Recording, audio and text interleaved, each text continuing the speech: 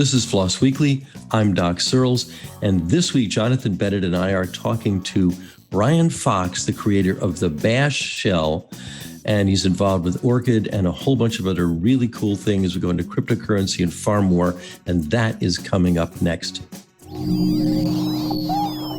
Podcasts you love from people you trust.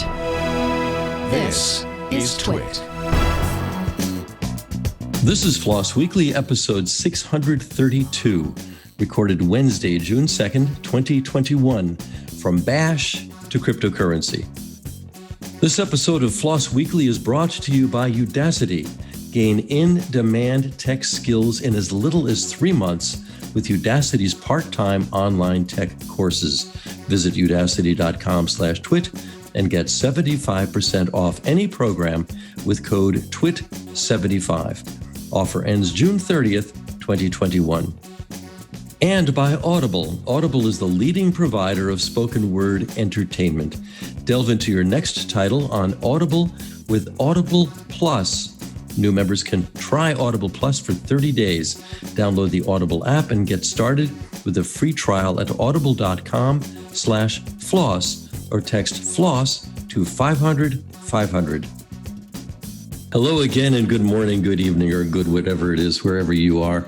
I am Doc Searls, and this is Floss Weekly.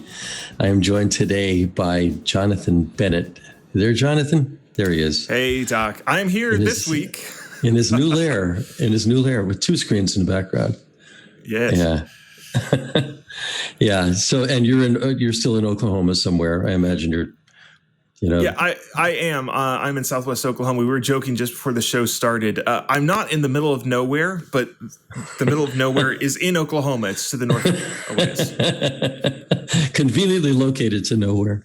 Yeah, and I am in temporarily in Los Angeles on my way from Santa Barbara to New York, where I'll be stationed for the next couple of months or something like that. It's finally going back post-COVID. So our guest today is Brian Fox, who I'm sure you know, or at least know of. And we were just talking a minute ago.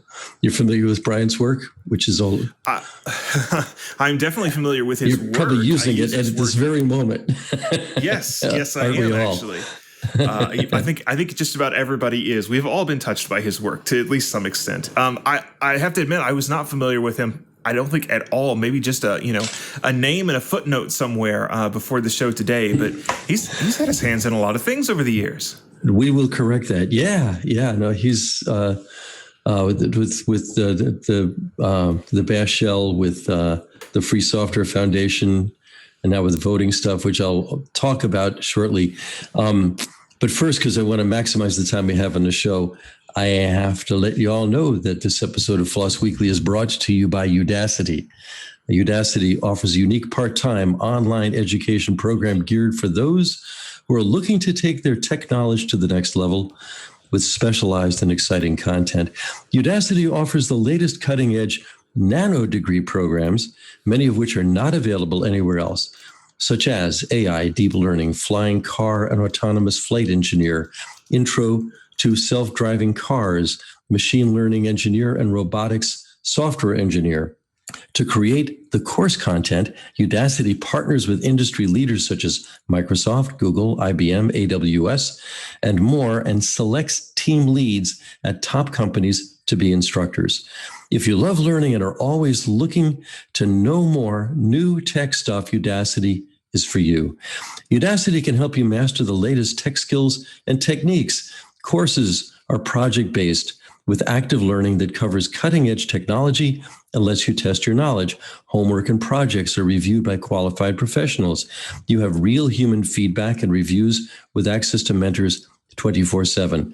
Udacity's flexible schedules mean you can put in just 5 to 10 hours a week, working at your own pace, any time of the day or night, and graduate in as little as 3 months.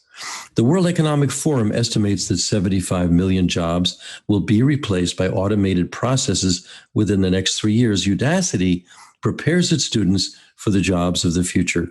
Over 14 million people in over 240 countries now use Udacity. Check out their detailed course listings at udacity.com. Once you enroll as a student in a specific course offering, you'll be prompted to view the online course as well as complete a series of projects and support courses. They offer flexible payment options, and you can learn at your own pace and schedule. Udacity also has free courses. Does your team need to master cutting-edge technologies like data science, AI, and cybersecurity? With Udacity for Enterprise, you can upskill your entire workforce with real-world, project-based learning. Be sure to check out the Enterprise section of Udacity's website today. Get the in-demand skills you need to advance your career. Visit udacity.com/twit and get 75% off any program with code TWIT75. The offer ends June 30th, 2021. So that's udacity.com/twit and enter TWIT75. So I have to say, I'm going to, for Brian Fox, I'm going to go to his Wikipedia page. I mean, there's so much here. Free software advocate, the original author of the GNU Bash shell, which he announced as beta in June 1989, and which we all use now and have for many decades already. Continued as the primary maintainer until 93. Also built the first online banking software in the U.S. for Wells Fargo in 1995 and created an open source election system in 2008. That's a topic we'll be getting onto. His company now is Orchid, and we'll hear about that as well. So welcome to the show, Brian. It's great to have you on. It's a pleasure to be here. Thanks for having me. So, and we are both Santa Barbarians, I believe. Are you there now? I am here now in Santa Barbara. And we keep meaning to get together, and we keep failing at it. And now I'm leaving town for like 3 months because, stuff's going on. But welcome. So let's start with Bash, which is possibly the most familiar thing. You were working for Richard Stallman at the time at the Free Software Foundation. What was the immediate need you were filling at that time, and where did that go? Well, I had started working for a company called Terrapin Logo, and I was writing their logo for the Apple IIe. And there were a couple of guys working there who were also grad students at the MIT Artificial Intelligence Lab, where I had a connection through Marvin Minsky, who was a family friend. So I had been kind of hanging out at the lab and absorbing some information. And these two guys said, you should really talk to Stallman. He's trying to start this new thing, this Free Software Foundation, and he needs software engineers. So I went over to the lab to talk to Richard Stallman, and the Free Software Foundation had already been started, but Project GNU basically got started at that point. He had already created the first cut at GCC, the first cut at GDB, the debugger. Of course, he'd written GNU Emacs already, which was the thing that made me enamored with design and architecture. Using it is the thing that made me enamored with software design and architecture. So I was excited. I was excited to work with him. And right off the bat, I started writing software. And the first C program I ever wrote was GNU Info, which I wrote in a few days. I think it took me about a week.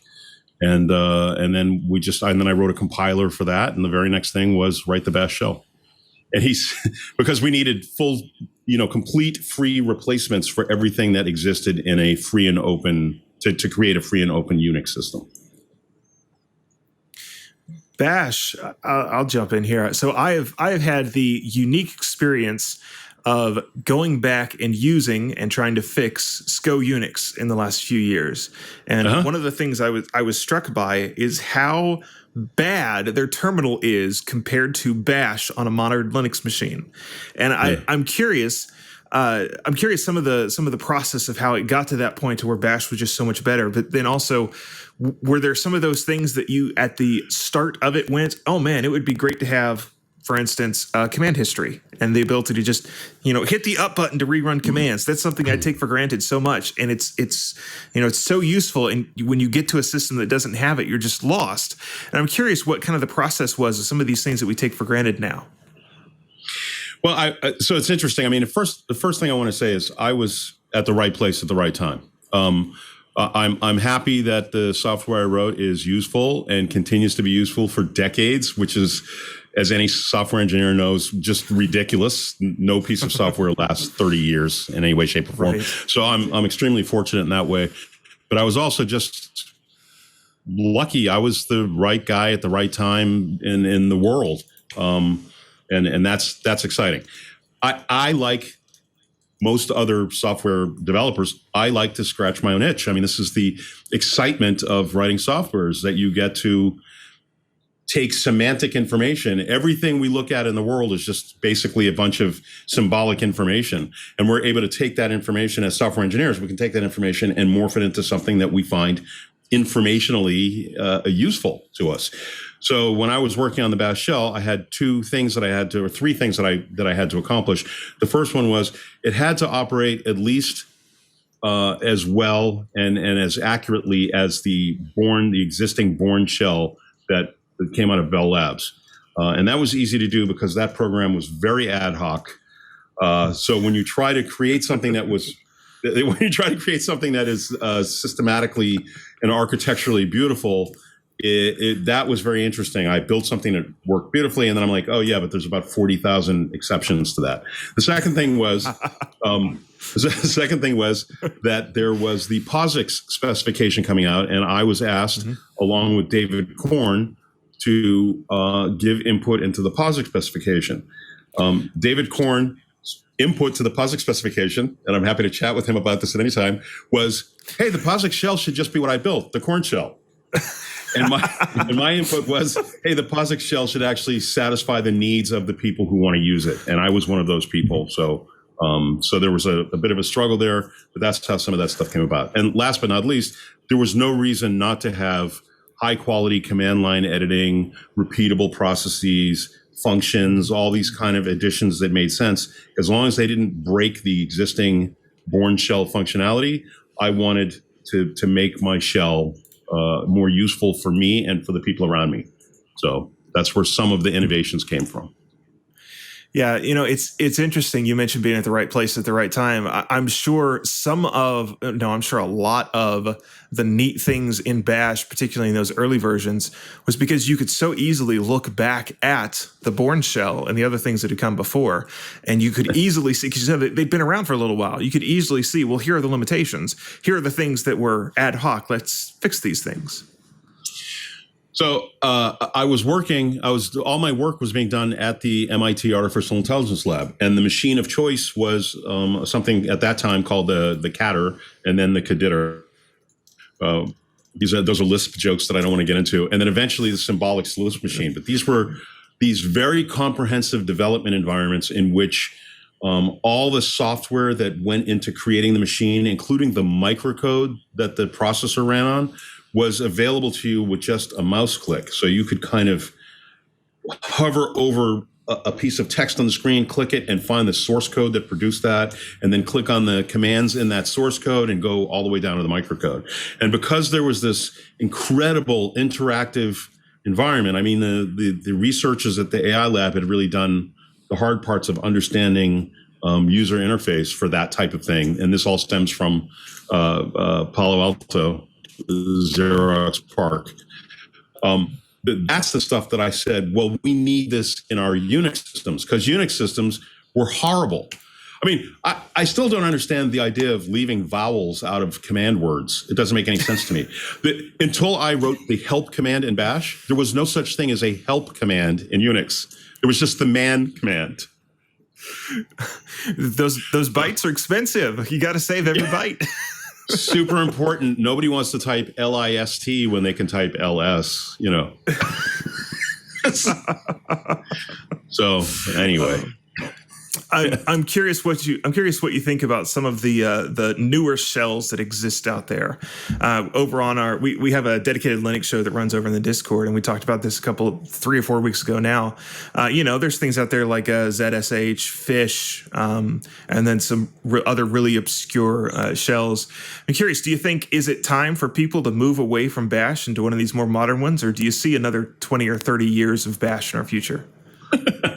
Well, I hope it's not 20 or 30 years.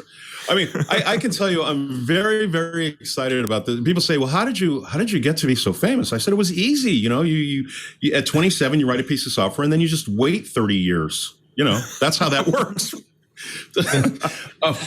I'm extremely excited about the fact that Bash is kind of everywhere, right? As the machines became more homogenous, then we needed more homogenous software everywhere. And so now, Linux and Mac OS and Windows systems are all, and of course, every server on the planet is running the Bash shell. But then there are also servers that aren't on the planet that are running the Bash shell, like the helicopter drone on Mars. When you connect to it, you're connecting to a Bash shell.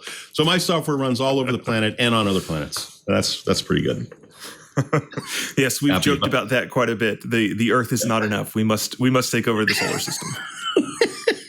So to answer your question more directly, I'm all in favor of new shells. I'm all in favor of new methods, much more in favor of new methods of interacting with the machines that we interact with on a daily basis. And without naming any specific names, all the major companies tend to think that having a female voice respond to you is the best way to interact with your computer software, whether it's your phone or your music or your living room. And I don't think that is the natural way to interact with things that you want to control. So I find that bizarre. And I would like it if people kept innovating and kept making new ways for me to interact with my environment that is intuitive and helpful to me. That's an interesting little philosophical rabbit trail that I don't think we'll run down right now. So you I can't avoid it. Yes. Well, I suppose we try to stick to technology here on Floss Weekly and things like that. Anyway, one more little Bash-ism I want to run down, and that is, at the end of the show, we ask pretty much everybody, what's your favorite text editor and what's your favorite scripting language? And it surprises me how many people, when we ask them about scripting language, their answer is, unironically, Bash. And I find this kind of odd because, from a certain point of view, Bash is not a scripting language. But from another point of view, of course it is. We do so many things with Bash shells. I'm curious what you think about that, how the Bash has kind of developed this second life of its own as a scripting language. Well, I mean, so I think I fundamentally disagree with the idea that Bash is not a scripting language. I think, in fact, it is one of the most important scripting languages. There's a difference between scripting and interactive. I think Python is an interactive programming language, and Scheme is an interactive programming language, and Ruby is an interactive programming language. But I think Bash is not what I would call an interactive programming language. It's an excellent scripting language. It's designed to orchestrate a bunch of functions that exist on a system. So I think it's appropriate that people say it's their favorite scripting language. I have to tell you a quick story, super quick story. Okay. So I run into Bram Cohen and a friend of his. Bram Cohen did BitTorrent. I run into Bram Cohen and a friend of his, and we're talking about stuff. And his friend says to me, what's the best thing for you about having written Bash? And I say, the most exciting thing for me is when I hear about or see all the places it gets used. I've seen it in a Coke machine. I've seen it in a printer. I've seen it in all these places. And this friend says, oh, it runs the nuclear power plants here in the U.S. And I said, no, that's terrifying. And I was not aware of that. And then he explained that if you want to get a piece of compiled software into a nuclear power plant, you have to go through a very rigorous testing process, and it could take over a year. So all the engineers use scripting languages to orchestrate changes and other types of things that they need to do in these power plants, use the Bash shell for that. So rest easy. Right. We're using Bash to be able to sidestep the built-in code quality guarantees. Yeah, that makes me feel better. Exactly. Exactly. Yeah. Yeah. Don't worry, they use TypeSafe. They use TypeSafe Bash. Speaking of sidesteps, so Apple has, and this could be a transition to licensing if we want to talk about that. I love you, Doc. Apple decided to default to away from Bash to ZSH, I think, as a shell. ZSH, I think. Yeah, you can still bring up Bash. I mean, you can put Bash in the command line. You get version 3.2, which I think is from like 2011. So what are your thoughts about that? Because I've also read that basically Apple's just purging everything as GPL'd, that they can as GPL'd. And so, it's... Yeah, so my understanding is that Apple is desperately avoiding GPL v3. That's the thing they're avoiding. The GPL v2 is okay. They don't really have a big problem with that. But some expletive deleted lawyers... Oh, I already said expletive. Some lawyers said, that GPL v3 is viral and it will infect everything, and God forbid that the software at Apple is actually open source like they said it was going to be, right? And so this is I've had some conversations with some people who have worked there and some people who continue to work there, and Apple would be happy to continue to use the Bash shell, the latest version, if I would just change the license and force it to be GPL v2, which I can't do, even if I wanted to. I couldn't do that. So. Well, actually, Linus Torvalds had the same problem with v3, did he not? Like he crapped on it as soon as it came out, as I recall. I don't know where he's on it now, but I don't know where he's at now. I don't know. Yeah, I don't know where he's at now. He's taking a break, isn't he?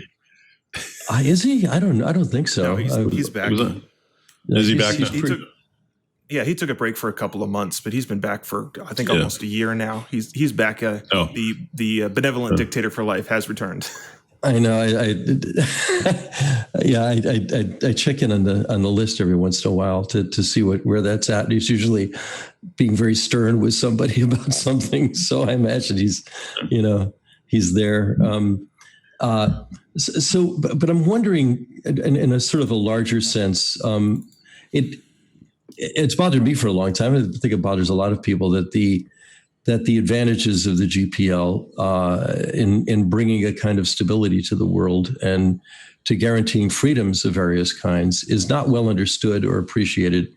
I've had more than one lawyer say almost exactly these words to me about the GPL. I don't know what to do with that.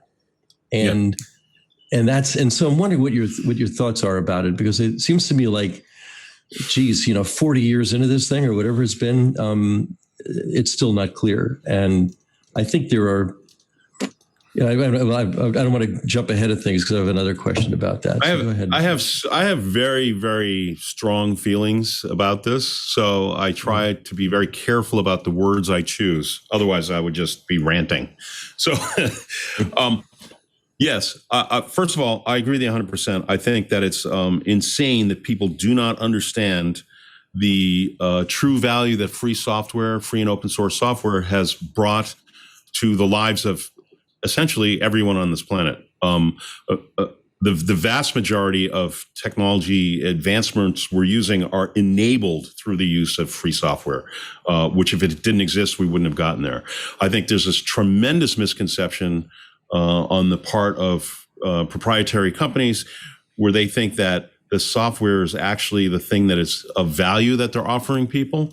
And they're very confused by that. People aren't that interested. People want utility and they want it to work. But the hard part about making a product is understanding what people want, not the actual technology behind making the product. If you are a true innovator and you can create a trust relationship with your constituents, you're fine. Everything's going to work out. And whether the software is free or not is not an issue, should not be an issue for you financially. And so I think these commercial companies have this misconception that that patents and the secret sauce in their software, that's how come they're ahead. And actually, that's not the case at all. A very glaring example for anyone who has ever been an Apple fanboy is people latched onto Apple because they believed that Apple was trying to make products for them, and there was a trust relationship. I know of no other store on the planet where I would walk into the store and hand a random person working at the store a $2,500 or $3,000 piece of equipment and say, see you in a couple of weeks. I don't need a receipt or anything. But that was true for me a couple of years ago at the Apple Store. I was very happy to hand anybody who worked there my gear. I didn't worry about it. And I didn't worry about my relationship with the company. I thought they were trying to make things better for me. I think more recently that's going away. And I think that the GPL, not using GPL v3 products is an example of that trust relationship going away.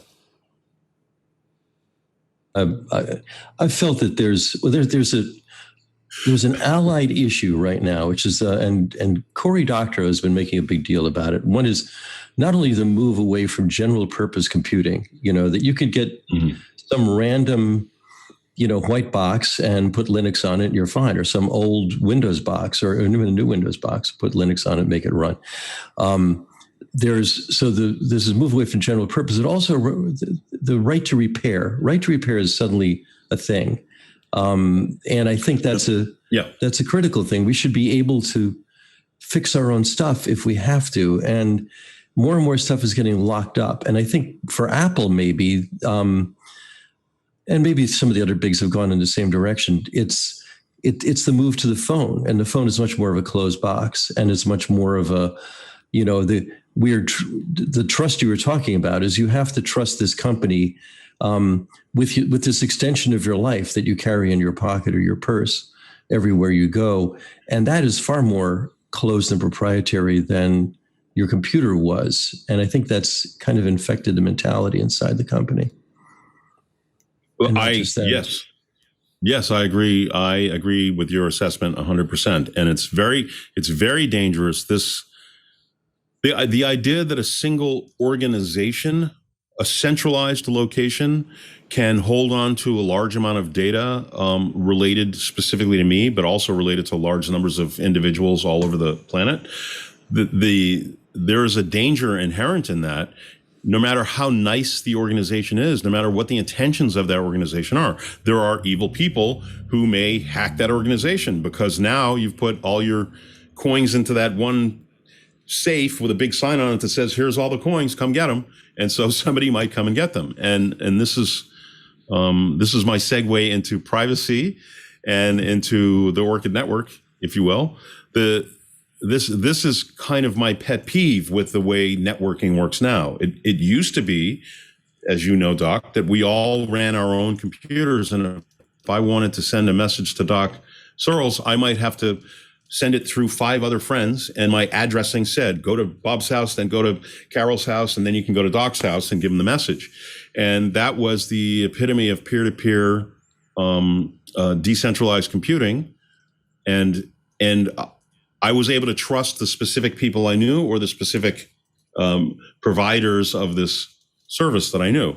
And then large companies came along, large ISPs like Cox. And now Cox knows my name, my phone number, my address, my credit card number, every single website that I visit, how much time I spend online. And all of that information is kept in a single location, along with all the information of my neighbors and everybody else. I don't care if Cox is the nicest provider on the planet and wants to only do good.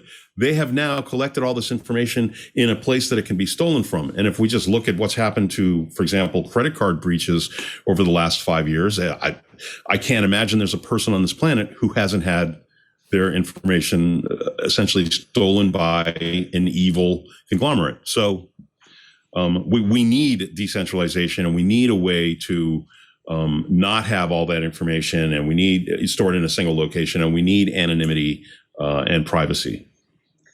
Well, I want to go deeper into your work with Orchid because I think it's very important. But first, I need to tell everybody that this episode of FLOSS Weekly is brought to you by Audible. Have you ever wanted to read a memoir and just didn't have the time? Or maybe you found a title you couldn't put down, but you also need to fold the laundry. Now you can do both because Audible makes it possible.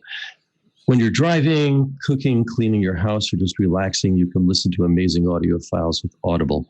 Audible is the leading provider of spoken word entertainment all in one place. At Audible, you can find the largest selection of audiobooks, ranging from bestsellers and new releases to celebrity memoirs, languages, business, motivation, and more. Get original entertainment from top celebrity creators and thousands of popular and binge-worthy podcasts. They are now offering their newest plan, Audible Plus. Audible Plus gives you full access to their popular Plus catalog.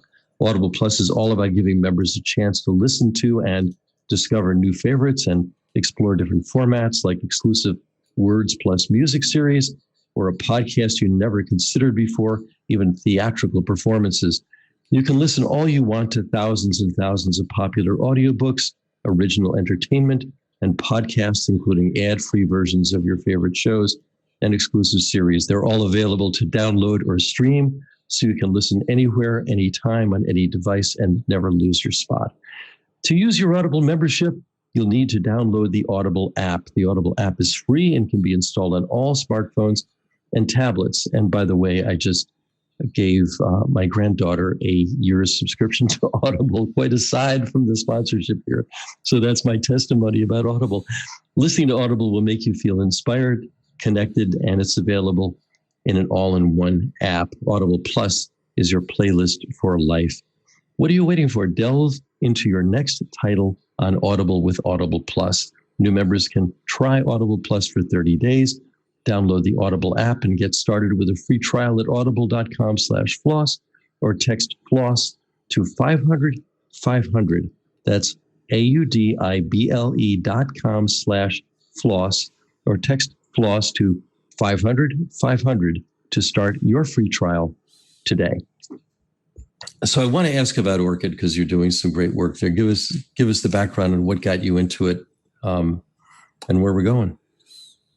So, Doc, you may remember it was nearly 10 years ago. There was an MIT review that you were at down on the beach, and we were talking specifically about privacy and advertising. I've been thinking about that. I had been thinking about that, and I built something called Get Cocoon, which was basically a filtering VPN to make it easier for people who were behind restrictive firewalls to get at information that the rest of us have access to. So, for example, there are people in China who can't get to Wikipedia, and I think that's interesting. I want everybody to be able to read your Wikipedia page, Doc. So it's important to me that they do that.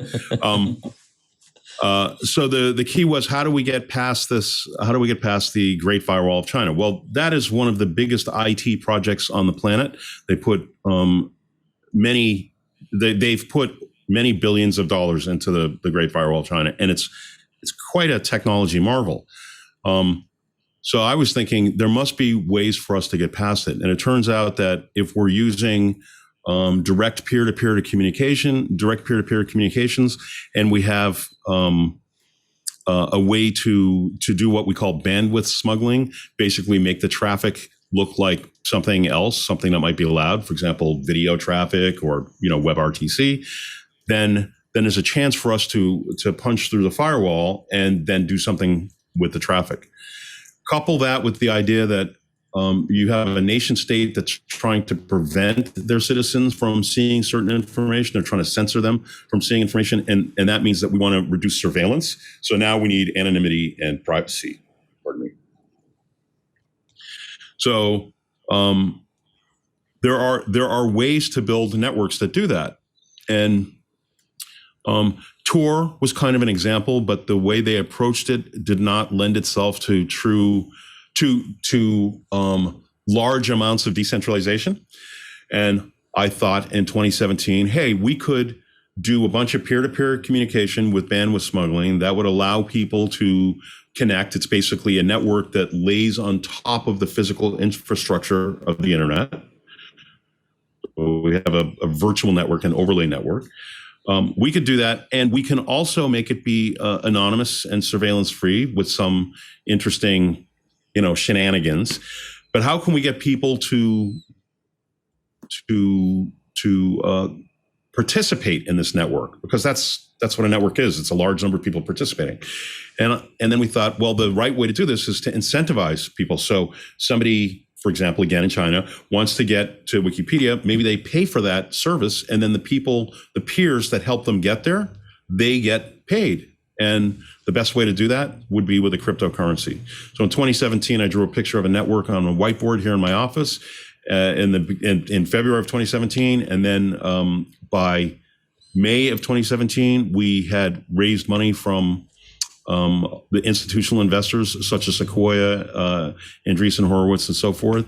And then we started building it. And in November of 2017, we did a demonstration while we were at ETH, the ETH conference in Cancun, using a laptop in the rain and my cell phone. and we did a demonstration of this connectivity. So that's the genesis story of the Orchid network. I want to rewind just briefly. I think this will tie in nicely. We talked a bit about Apple phones and how they're locking them down, and at least from the outside, it kind of appears that one of the reasons that Apple phones get locked down so tightly and they become so, in some ways, non-free for their users is because Apple cares so much about trying to keep the phones secure. People in different countries that may, they may have to worry about a government coming in and trying to oppress them, or what have you there. And so, to kind of generalize that idea, is there a tension between, and this is kind of a softball question for you, is there a tension between making a product open and making it secure? Or to really have security, do you have to lock something down to some extent? That sound is because I'm very focused on transparency in our election systems. I don't believe that proprietary software has any role whatsoever anywhere in our government or in our election systems. And one of the main reasons for that is actually security and trust and understanding of how the software operates. And I believe anytime somebody tells me that the reason they're have a proprietary lockdown system for security, I think the only security they're thinking about is the security of their wallet. So I don't blame Apple. They have a fiduciary responsibility to their shareholders. But I don't believe they have a fiduciary responsibility to me or security responsibility to me. Okay, let me put a finer point on that question then, because I set it up as a softball, but there is actually an interesting point here, particularly when it comes to phones. All right, so let's talk. We'll get a little bit geeky here, but we'll talk about bootloaders. So if your phone ships with the ability to swap out a bootloader on the fly, and let's say for whatever reason it's not encrypted, well, somebody grabs your phone, they don't have to have your password, they can put a different bootloader, they can replace the bootloader code and then boot into their own system, don't have to have your password, get at all your data. And so to make the phone secure, there has to be some sort of a system to lock the bootloader to some extent, and Android has done fairly well about still keeping your phones free to the point to where, if you're logged into your system, you can say, I want you to unlock the bootloader, and then it will wipe all of your data as part of unlocking the bootloader. Sure. But so, as I said, I was saying that it was a softball, but there is kind of a serious quandary here of this bit of a tension between, keeping things entirely open and, keeping things not necessarily closed source, but some things need to be restricted and locked down in some ways for the system to have any security at all. And let's tee off of that question. Maybe that'll be a little bit more useful. Yeah, no. So I disagree with you. I do not think that you need to have things. There's a difference between free and open source software and free and open access to my personal devices, right? I mean, the method of making a physical key for my house and the physical key for my house, those are open source. It doesn't mean that my key is available for anyone to use to get into my house. And I still have a lock on my house and lock my house because I want privacy and I don't want people to walk in and out of my house. We're talking about two different things here. One thing is the software open source? And the other thing is my device available for anybody to mess with? No, I don't want my device to be available for anybody to mess with. And that includes Apple. I don't think Apple should prevent me from changing my bootloader if I so desire. And I don't think Apple needs to make it easy for people to change my bootloader if I don't want them to. And all of these things can be done with 100% open source software. Why would we need closed source software? Like, the SSL is open source, but my keys aren't open source. Right. So I think I was thinking more about let's say the TiVoization clause in GPL3, and so not closed source software, but things like security on what you can do with your bootloader. I think you answered the question wonderfully. As I said, it was in some ways it was a softball. But let's then talk about when we take kind of this idea to things like making a VPN, particularly one that goes through the Great Firewall of China. I've done a little bit of work on this.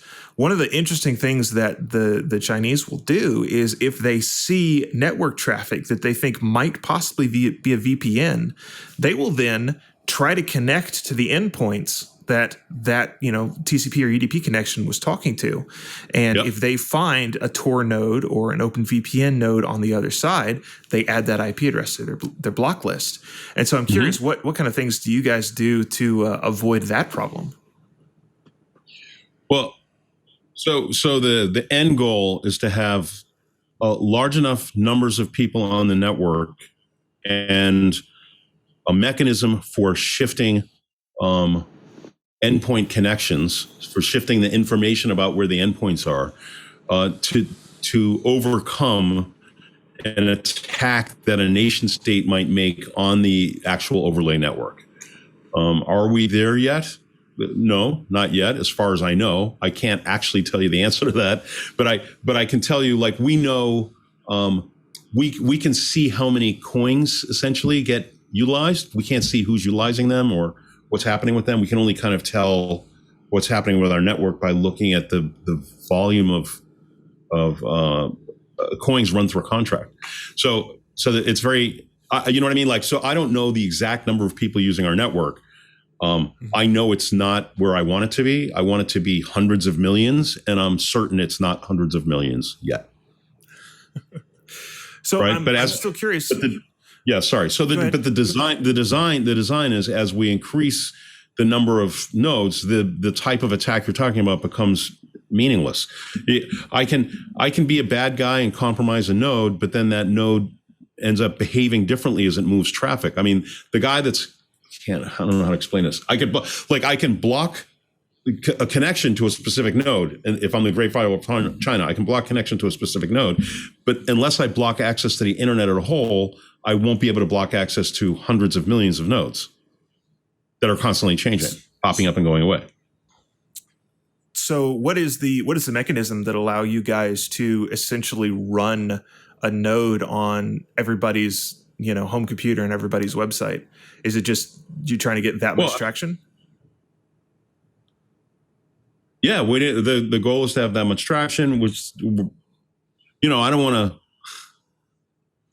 I sit on the board of Orchid, and so of Orchid Labs, and so I have to be careful about exactly what I talk about. Sure. But certainly the goal is to increase the number of nodes that are out there, and you can think of many different ways to do that. One simple way that we had that we discussed at the beginning of creating this thing was, imagine you go to Starbucks to get coffee, and the guy at Starbucks says, "Oh, by the way, take this home and plug it into your network, and every week you're going to get 3 free coffees, right? Because you're providing routing services on a network." So there's no reason for the hops, the people that are in between. They're not doing anything weird or nefarious. They can't be in trouble for moving bits around, and those people can earn money from people who are trying to have hops and get around the network. And it's a trivial thing for them to do. They plug in an appliance and don't think about it. So that's an example of something.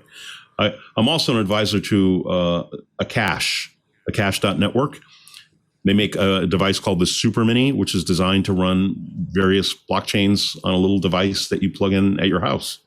So please also check out a cache.network. Sorry, I'm curious because this is related to another one of the projects that I'm involved in sometimes. Is there support for running Orchid on OpenWrite? I don't know. I don't know the answer to that question. I don't know enough about OpenWrite. feel bad. Okay. Tell me a little bit. I can tell you what. I mean, Orchid runs on all the major OSs, including Linux. Yeah. So OpenWrite is the Linux distribution for routers. It got started back on OpenWRT. Open. Yeah. Yes. Sorry, I just never heard it pronounced that way. My bad. I'm very familiar with OpenWRT. Yes. Okay. So can we run Orchid on our OpenWRT OpenWrite boxes? Well, yeah, sure. As long as you have, powerful enough box. I mean, if you have, a Linksys router from 10 years ago, no, it's probably not powerful enough to do anything useful. I mean, you could run it on a router. Yeah. All right. Very cool. Fair enough. And it's then 100% open source and available on GitLab. Go, just grab it on GitHub, excuse me. Just, download it, compile it, run it on OpenWRT. It'll take a little while to cross it, but yeah. And then I'm curious about the actual cryptocurrency side of this. So have you guys minted your own coin, or is this attached to something like Ethereum? How does that work? Yeah, so the currency is called OXT. It's publicly tradable on essentially all of the major exchanges. Something kind of stuck there. It's publicly tradable on essentially all the major exchanges, and it's an ERC20 token, which means it's a sub token of Ethereum, if you will. It's easy to have in all your wallets. It's easy to add to your exchange if you support Ethereum or ERC20 tokens. Yeah. What else do you want to know about it? Oh, yes. And the idea was to create a complete self-contained ecosystem that didn't require a centralized organization to run it. So we minted all the coins, and now that's it. There's no mining. They're just coins out there. And you can buy them and then use them as, they're Chuck E. Cheese coins. You can buy them and use them to gain access to the network. That's interesting. So how many do you have off the top of your head? How many coins there are? 1 billion or 100 million. Nice round. A nice round even number, eh? Yeah. What's the, so I assume those are tradable for US dollars. What's the currency, the conversion rate looking like? It has been as high as 99 cents and as low as 18 cents. It's controlled by, it should be controlled by utilization of the network. But as the network gets utilized and not utilized, we're at 41 cents now in the current crypto winter that we're in. For those of you who know a little bit about cryptocurrency, you know that currency, that the whole market is about half of what it was 2 months ago. So it's in a slump right now. And 2 months ago, true to form, 2 months ago, I think Orchid was in the 75 cents or something. So how much? I'm curious. How much data does so I assume the utilization here is based on how much data you transfer, and I'm curious how much data does someone have to transfer hosting it to make a coin, and how much data does a coin buy someone on the other end wanting to use it? Think of this overlay network as a marketplace for selling compute resources. It could be that you're selling actual CPU time, or that you are selling or renting your memory or your disk space. But the very first thing we focused on was a wasting good called bandwidth. And I call it a wasting good because right now you're paying for a Cox connection at your house or some kind of cable connection at your house, and you're not using it all. Or if you go to sleep tonight, you're really not using it all. You have this 20 gigabit connection and you're just not using it. So why not let other people use that connection and get paid for it? So the answer is it's a marketplace, and I can't tell you what that thing is worth to the people who are buying things on the marketplace. And I can't dictate that. What is the mechanism then that determines that pricing for how much data? So if we're talking about bandwidth, how much data does this coin purchase? Is it just someone makes an offer and the device on the other side decides whether or not to accept it, or how does that part work? Ideally, in a completely deployed overlay network, you would say a person who wants to use some resources would say, I'm in China and I want to get access. They wouldn't even have to say I'm in China, but they would say, I want to get access to Wikipedia and I need to do that anonymously. I want to have 3 hops. And we have a client for the phone as well. And you can check that out. It'll allow you to do multiple hops on the phone and from the phone, and it will allow you to fund that with multiple wallets, such that no one in the chain can tell whether you're a source point, whether you're the person trying to get something, or whether you're an interim hop, which is one of the ways to provide anonymity. In an ideal world, you would say, I would like to go here. What does it cost? And you would get bids back, and then you would select the one that has the features, the price performance ratio that you care about, right? Somebody might say, I have extremely fast backbone and I'm willing to go to Wikipedia and Facebook, but those are the only 2 websites, and I have extremely fast backbone and I charge this much. And somebody else might say, I'll go to any single website. My backbone is very slow, but I'll go to any website and I charge this much. And that would be up to the providers. That's interesting. So one of the next things I wanted to ask, one of the things I definitely wanted to cover here is exit nodes, because the Tor network has had a problem I think for as long as it's existed. And that is, people running exit nodes end up hosting all sorts of radioactive traffic. Right. They get nice letters and visits from law enforcement personnel because people use Tor to do, in some cases, terrible things, right? And there's never been much of a way to get around that. And so you guys have built into your network the ability for exit nodes to whitelist where they're willing to send traffic to. Is that what I understood? That is the design, and it's easy to understand, and I urge anybody who wants more information and deeper technical understanding of this to read the white paper that is available on the site. And of course, you're totally welcome to the entire pile of source code to understand exactly what's being implemented and where we're at with that. That's brilliant. That's really impressive. I like that a lot. So one more thing I have to ask before I let Doc take this back. I'm sorry, Doc. I've been asking all the questions. So in its barest of forms, this is a VPN. One of the really interesting things you can do with a VPN is site access. So, I can VPN from my house to, my server and talk to my VMs directly and not send that traffic over the public internet. Does Orchid have the ability to do that sort of routing, or is it simply to VPN out to the public internet? I'm a little confused. Orchid can route you from any location on this overlay network to any location on the overlay network, or to a bridged location from the overlay network.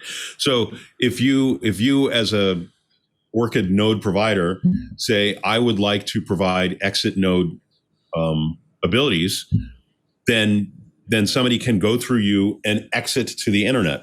If you say, I don't want to provide exit node abilities, then you're just selling bandwidth inside this overlay network. It is possible to deliver content from this overlay network. I don't believe that we've incorporated that into any of the code that we're producing now. We're not really that's not necessary. We don't want to run hidden sites. We don't need to be the ones that enable hidden sites in that way. If somebody wants to do that, they can do that. We're creating a network. We're not creating a content. We're not providing content or policing content. We're creating a network, and we're trying to put the tools in place to let people police the network if they want, police their part of the network, or to provide content if they want. That's not something that we're thinking about. We're thinking about networking.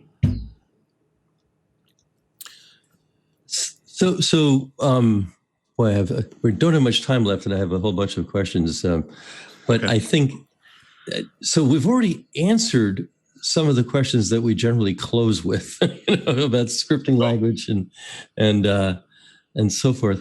But I'm wondering, I'm actually thinking of coming up with a new control question, which might be something like this, for all our guests, which is, what do you see as the biggest crises and opportunities facing open source today as a class, as a category? Because it's a struggle in some ways right now. Yeah. FUD, fear, uncertainty, and doubt being spread by proprietary organizations, usually fueled by, I have to say, usually fueled by people who are embroiled in a legal system and who have been brought up to thought that secret proprietary information is the right way to make money. And it's not the right way to make money. And this is the hardest point to get across. You say to somebody, you can make tons of money. The reason people are using you is because you're providing a service that they care about. Nobody on the planet cares what technology, whether it was open source or not, that was used to build the software in your microwave. Nobody thinks about that. Nobody cares. So why would you make that software suddenly be secret and proprietary? All you're doing is slowing down the ability of everybody in your ecosystem to produce more and better products that humans want. We want better technology. It enables better communication. It enables a better class of life. It is useful to us. It is very useful to us. And so to hide any of that is like hiding how mathematics work or how this conversation works. I'm stuttering because I'm always at a loss for words for this. So the biggest danger I see, first and biggest piece of FUD I see is people say open source software is insecure because everybody can see what it does. And as we all know, there is no security by obscurity. All we're doing by making sure that everybody can see the software is increasing the number of eyeballs that can determine whether the software operates as it's intended to. And that's what we care about. Does that software operate as it's intended to? Is it malicious in some way? Is it non-malicious? And if it's non-malicious, are there bugs in it? And this is what we want to know. The more eyeballs that look at that, the better off we are. If I have a proprietary organization that's making voting software and I have 100 programmers working for me, I've got 100 sets of eyeballs looking at that code. All of them are incentivized to not find bugs because their job is to not create bugs. Their job is to create working software, so they don't even like to point out when there are bugs in the software. So all of those people are incentivized to not report bugs or find that. Meanwhile, if that was a piece of open source software, we would have thousands and thousands of eyeballs looking at it, looking for bugs and trying to find out, is this insecure? Is there a logic error in the way you put this together? Is this architecturally incorrect? And so I'm flabbergasted that there is such a thing as a proprietary election system anywhere on this planet. There was a great book written by Neil Stephenson, what's that? What do you have there? LaCroix water. It is some of the best water on the... Nah, I'm sorry, I can't. Sorry, Doc. Yeah, I was going to say that Neil Stephenson wrote a great book in the 90s. It was actually a long essay, and the whole thing is online if you look for it. It's called In the Beginning Was the Command Line, and in which, among other things, he touches on what you're talking about earlier about, why drop the vowels out of things, and that Unix programmers just like to kind of whittle down the number of keystrokes they need in order to get what they want or to make it happen. And that's sort of the history of the way that works. But he starts out by talking about it's an absurd idea to try and sell software because it's really trying to sell words in the English language or something like that. That's not his metaphor, but it's one I think you just used, and I think it's an important one. I recently discovered that I have, because I do photography, I have a new lens here. It's not a new camera, but it's a new lens anyway. Nice. And it's really good. It's a Sony. I put an awful lot of photography into the public domain, but not quite. I licensed it with Creative Commons to require attribution. I've discovered there are probably hundreds of thousands of these photos being used in the world. And I put a lot of them out there. And yet when I can talk to other photographers about this, they say, oh, but why are you doing that? You can make money with it. For the most part, I don't want to make money with that. I'm going to make money some other way, and most of what we do is not about making money. It's about being useful. And how can you be useful? And there's something that there's sort of, I think there are two human imperatives. One is, I want to make money somehow by controlling things. We have opposable thumbs and we grab things and, we catch ideas. There's something about us that wants to containerize everything. And there's another one that's basically just wanting to be helpful. And I think these things are at war at all times. And I'm not sure we'll ever get over them. But that's sort of my theory of the moment on that. Well, I hope that many people can understand that you can be helpful and make money. And the two things do not have to be orthogonal. I think it's personally wonderful that you're creating a lot of photography and allowing the use of it. There's an attribution back to you, which is great, which also helps you in a way to make money. It increases your famousness, your popularity, your notoriety, and makes it better when you say that I should learn things from Udacity and that I should use audible.com. Those things matter because you're Doc Searl, and part of that is your notoriety. So as you give more, you get back more. And those are, even though they're separate, there is some relationship between them. The Bash Shell has been good to me, not directly financially, but indirectly financially. There's no question about that. But on top of that, you can build business models, true direct business models that rely on service, understanding, support. For example, Cygnus, Cygnus, was the first open source company. It eventually merged with Red Hat at great profit to the founders, all friends of mine. And Cygnus's motto was, we make free software affordable. And large companies like Motorola wanted to use the GNU compiler because they would make new chips and it was easier to slightly modify the compiler backend from something that they had the source code to in order to make a compiler for those new chips. And then they wanted to use the debugger and so forth. And so they would pay, I think the initial fee was $100,000 a year to receive current versions ready built for their hardware of free software. Not the company also did consulting in order to write new backends, in order to support newer chips, but just to have the updated versions of these things, because it was way cheaper than hiring 3 engineers to do that job. We'll just give these guys $100,000 and they'll give us service and support. Everything about that company was 100% open source, and it advanced open source. And, they kept contributing back into the compiler and the debugger and so forth. And it's all great stuff. And they made a lot of money. So I'm writing mute here because there's a garbage truck immediately outside the window here. Sorry about that. But we're about out of time. I just have to ask you quickly if there's any question we haven't asked that you'd like to answer very briefly.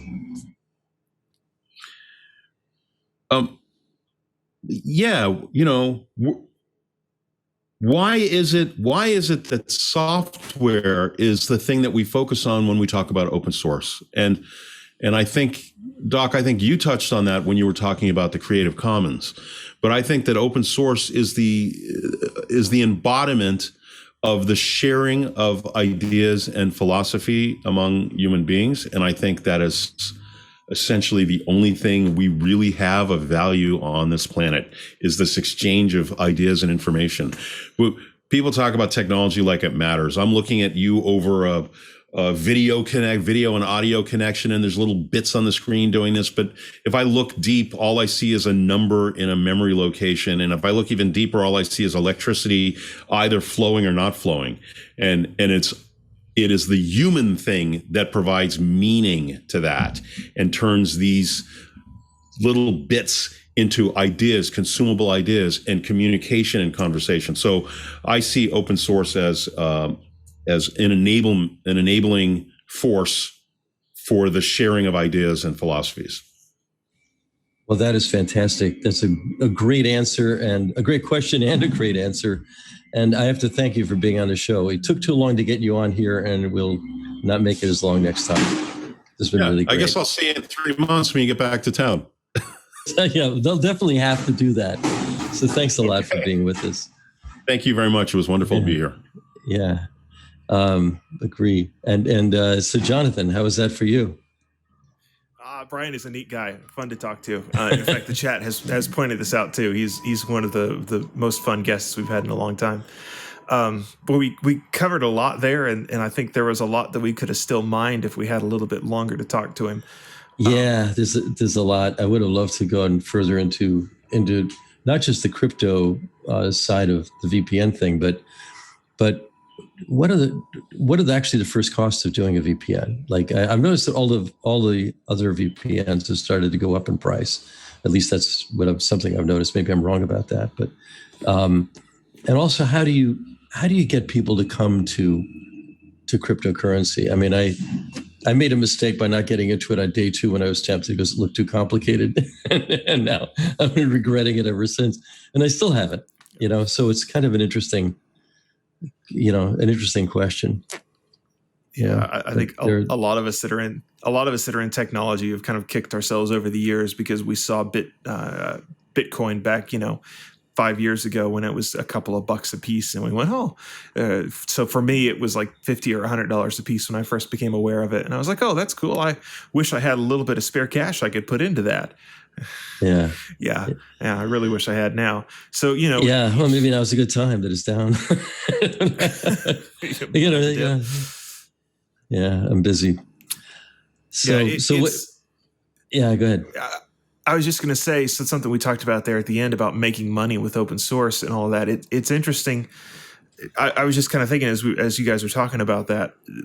So money is a weird thing, and making money is a weird thing, like from a macro perspective. But one of the interesting things about making money, and I guess you can see even as these different cryptocurrencies become more and more valuable as compared to paper money, money is also an indicator. Right? It's data. It tells you how well you're doing. It tells you. So you mentioned this idea about it's nice to be useful to people and make money. Well, if things are working the way they're supposed to, those are essentially one and the same, because making money is really kind of intended to be an indicator of how useful you are. And that's really what Orchid is based on, right? It's the same principle that we supply this service to people, and we have created our own token that measures how useful it is to the people that are using it. I just think it's an interesting rabbit trail to kind of peer down and to see sort of those connections. Yeah. It's interesting to me how value works. You can. I've always loved economics because it's about creating value out of nothing. You're doing something that has value. We're doing something right now that has value. And we are starting with just talking, right? And there are costs involved, but there's something from nothingness of economics is deeply interesting to me. But not everything has to make money. What Brian was talking about is what I've long called because effects. You make money because of it, not with it, right? The world is making money because he's making money because of Bash. He's making money because of Orchid and the other things he's working on. And I'm looking at the clock and realize we're really tight on time.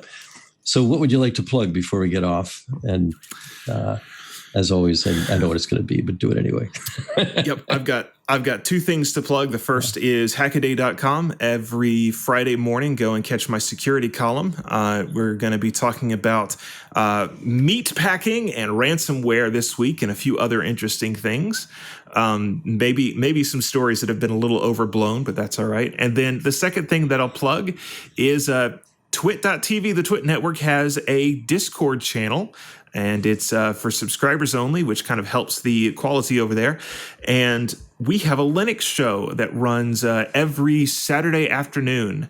And if you're on Discord, go and check it out and join the show live.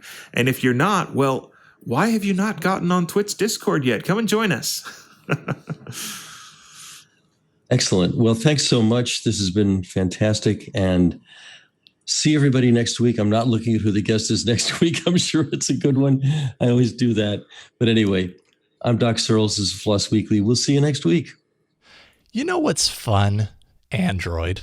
You know what's even more fun, though? All about Android. That's my show, Jason Howell, along with my co-hosts Ron Richards, Florence Ion, and we welcome guests on each and every week from throughout the Android ecosystem, developers, Googlers, journalists, people who are all geeked out about the Android operating system. We tell you everything you need to know. twit.tv/AAA every Tuesday. We'll see you there.